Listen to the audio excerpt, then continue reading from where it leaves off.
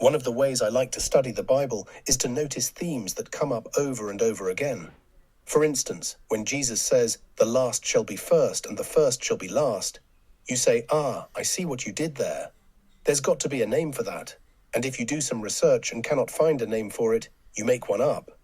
And whenever it comes up again somewhere else, you find the theme an old friend with a growing number of companions. God chose what is low and despised in the world, even things that are not, to bring to nothing things that are. 1 Corinthians 1:28. ESV. Later, in fellowship with others on the same wavelength, I found different names for the phenomenon. But the best self-descriptive name of the phrase is bipolar reversal, so that's what we will call it too. Jesus said that the meek shall inherit the earth. James said, "Humble yourselves in the sight of the Lord, and he will exalt you."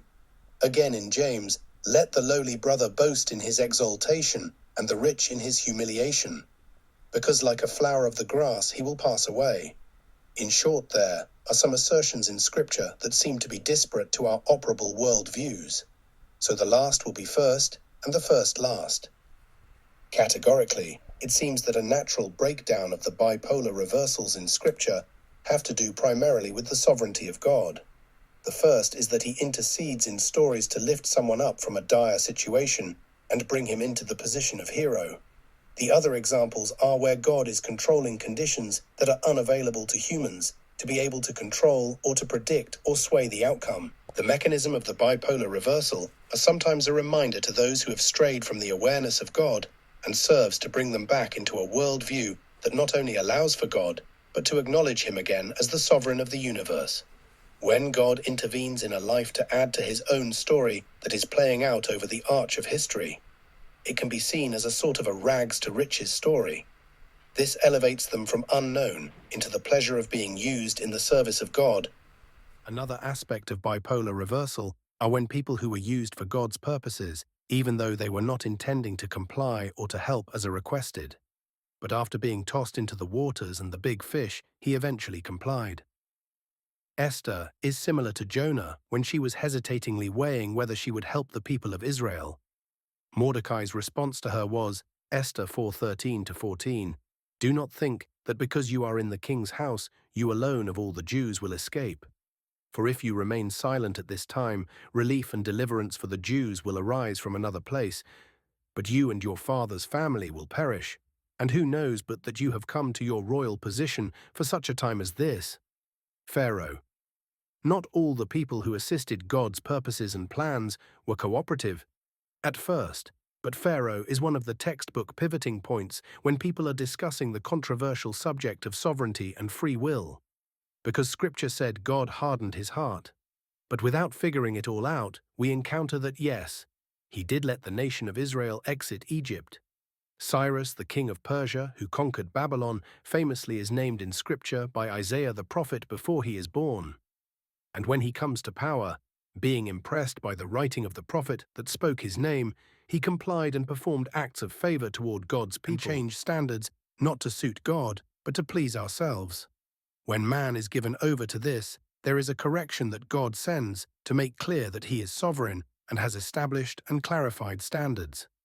In Isaiah 6, in the calling and commission of Isaiah to be the spokesman for God, the Lord told Isaiah, he said, "Go and tell this people, be ever hearing, but never understanding.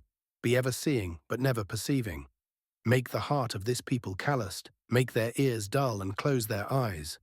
Otherwise they might see with their eyes, hear with their ears, understand with their hearts, and turn and be healed." When man believes that salvation is something he can attain without God's help, then why would he need God for? In a bipolar reversal similar to the Tower of Babel account in Genesis 11, God again establishes himself as the standard of truth, and man is thrown into confusion. When God doubles down on truth, man is the beneficiary. Isaiah 40:29. He gives power to the faint, and to him who has no might, he increases strength. In this famous coffee table book quote, God displays that one of his works is to bipolarize those who are in turmoil and sunk. When they are in a chasm they cannot climb out of on their own, they call out to God, and he hears their call and rescues them. Isaiah 53:4. Surely he has borne our griefs and carried our sorrows, Yet we esteemed him stricken, smitten by God, and afflicted. The representative paradigm.